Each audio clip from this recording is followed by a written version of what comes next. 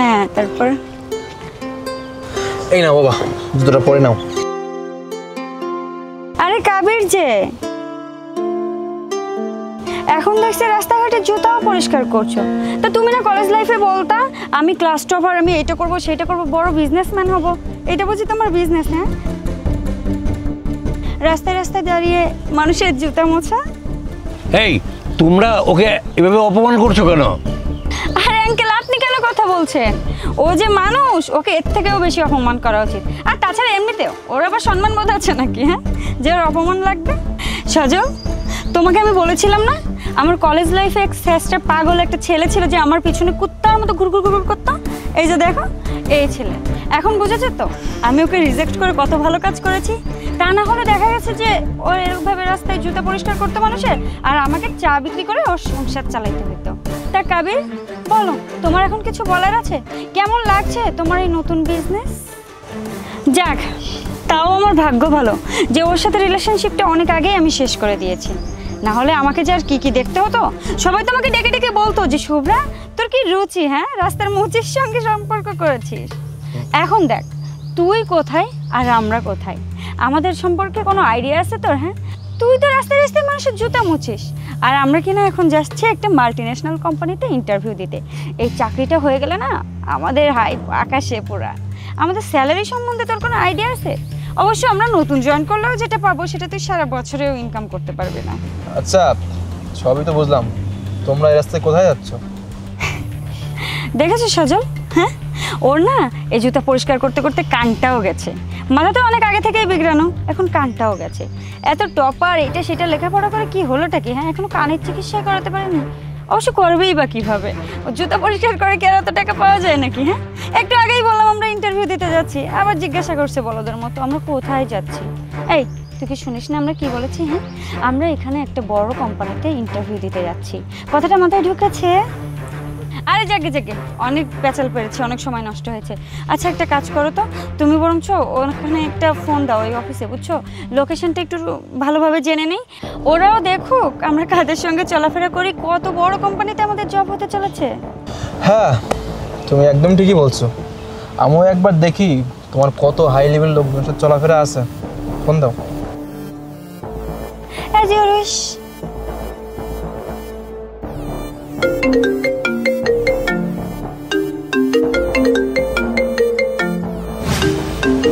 কি ব্যাপার, আমি ফোন দেওয়ার সাথে সাথে ওর ফোন গেল, কারণটা কি?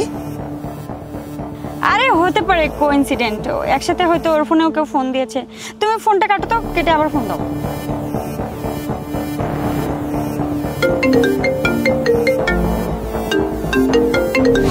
আবার তার মানে কি কাবিরে? একদম ঠিকই বলছো, তোমরা আমার নাম্বারে ফোন দিছো, আর তো এই যে নাম্বার দেখছো না, নাম্বারটা আমার। আরেকটা কথা, তোমরা আজকে যে কোম্পানিতে ইন্টারভিউ দিতে যাচ্ছ না, ওই কোম্পানির ওনার হচ্ছে আমি। আর এই যে লোকটাকে দেখছো না, লোকটা আমার বাবা। আরে তুমি তো সে আগের মতো রয়ে গেলে, তাই না? ঠিক কলেজ লাইফে যেমনটা ছিলা, তুমি মানুষের কর্ম দেখে তাকে বিবেচনা করে ফেলো। আজকে আমি আমার বাবার পায়ে জুতো পরিয়ে দিচ্ছি, এটা দেখে তুমি আমাকে ধরে নিলে যে আমি জুতোর ব্যবসা করি, আমি রাস্তায় রাস্তায় লোকের জুতো পরিয়ে বেড়াই। তোমার মেন্টালিটি না এখনো চেঞ্জ হলো না, সে আগের মতোই রয়ে গেল। হ্যাঁ তুমি বললা না যে কলেজ লাইফে আমি তোমার পিছিয়ে ঘুরতাম, তুমি তো ঠিকই বলছো, তুমি আমাকে পাত্তা দিতে না। কেন দিতে না? ওই সময় আমি গরিব ছিলাম, আমি দেখতে অনেকটা খ্যাত টাইপের ছিলাম এই জন্য। কিন্তু আজকেও তুমি আমার সামান্য আমার কর্ম দেখে তুমি আমাকে বিবেচনা করে ফেললে। হ্যাঁ, তোমার মেন্টালিটি আগের মতোই রয়ে গেল। আর আমি দেখো উপর আল্লাহর ইচ্ছা আমি কিন্তু অনেক ভালো আছি, অনেক ভালো একটা পজিশনে গেছি আমি, আমার লেভেলটা না অনেক উঁচুতে আছে।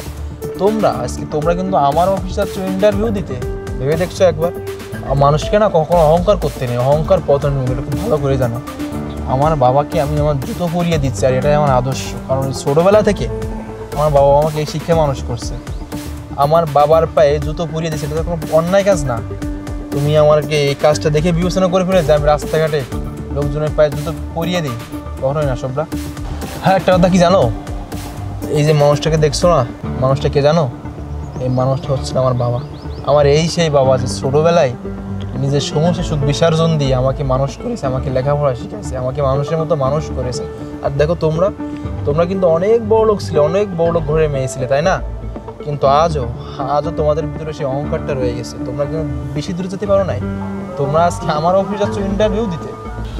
কাবির, আমার না ভুল হয়ে গেছে। আমি না বুঝে তোমাদের দুজনকে অনেক অপমান করে ফেলেছি।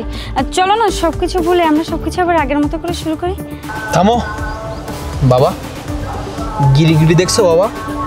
সেকেন্ডে রূপ বদলায়, ঠিক তেমন একটা মেয়ে, মানে মানুষের রূপে সে একজন গিরিগিটি। এতক্ষণ ধরে আমাকে যা নয় তাই বলছে বাবা, আমাকে অপমান করছে, কত জঘন্য কথা বলছে বাবা, বলছে না? আর যখনই জানতে পারলো যে ও আজকে আমার কোম্পানিতে ইন্টারভিউ দিতে যাচ্ছে, তখনই ওর রূপটা বদল হয়ে গেল বাবা। বুঝলে এবার এই সমস্ত মেয়েদেরকে কীভাবে চিনবে তুমি বলো বাবা? আর এই যে শুভ্রা, একটা কথা বলি, আজকে যদি আমার জায়গায় কোনো একটা রাস্তার হকারও থাকতো, সে জুতো বিক্রি করতো অথবা জুতো পরিষ্কার করতো, তাহলে কি সে মানুষ হতো না? তার গায়ে কি রক্ত নাই? তোমরা মানুষকে এত ছোটো করে কেন দেখো বলো তো? একটা মানুষের টাকা পয়সা নাই, সেজন্য কি তার একদম ছোটো লোক হয়ে যায়? শোনো, মানুষ পৃথিবীতে না সবাই সমান। মনে রাখবো একটা কথা সবসময়, তাদের লেভেলটা একটু নিচুতে আর আমাদের লেভেলটা একটু উঁচুতে। তার মানে এই নয় যে তাকে যা নয় তাই বলবো, তাকে পোশাক দেখে বিবেচনা করে ফেলবো।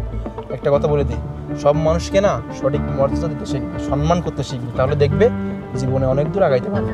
কিন্তু এই যেভাবে চলতেছো না, এরকম করতে থাকলে তোমার জীবনে না কিছুই করতে পারবে না।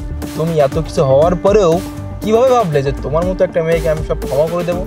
আর আজকে তোমাকে আমি ক্ষমা করি, আমি তোমাকে ভালো মেয়ে ভাবেই, তাহলে তুই পরবর্তী সময় এমন কাজ করবে না, তার কোনো গ্যারান্টি নেই। সো আমি তোমার সাথে কোনো রকম সম্পর্ক রাখতে চাচ্ছি না। আর একটা কথা শুভ্রা, আমার অফিসে যেও না, তোমার লাভ নাই, কারণ আমার অফিসে তোমাদের চাকরি হবে না। তোমরা এখন আসতে পারো বাবা, চলো।